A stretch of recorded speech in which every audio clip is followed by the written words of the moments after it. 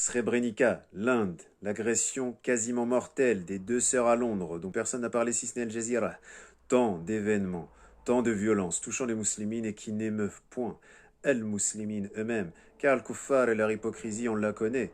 Alors encore une fois, Al-Kuffar et leur hypocrisie, c'est très global, mais il y a parmi eux des gens intelligents et certains qui ont même plus de sensibilité que celle que nous devrions avoir. Tout comme il y a des musulmans qui ont, et ceci pour la globalité, plus de peine envers les morts des kafirines qu'eux-mêmes en ont. Tout ça pour dire que les musulmans s'attendent toujours à un changement politique, à une réforme.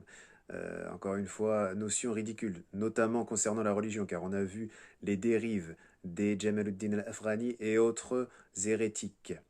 Ceci dit, les musulmans doivent eux-mêmes se mobiliser, doivent eux-mêmes se conscientiser, doivent agir en profondeur et non pas comme ce que les philanthropes, ce que les fragmentaires, ce que les fondations philanthropiques, encore une fois, comme celle de George Soros et autres, s'attendent à ce que les musulmans fassent.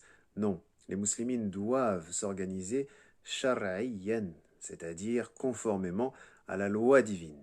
Et pour cela, ils doivent déjà commencer par cesser de commémorer, cesser de s'attrister pour les autres et jamais pour eux-mêmes.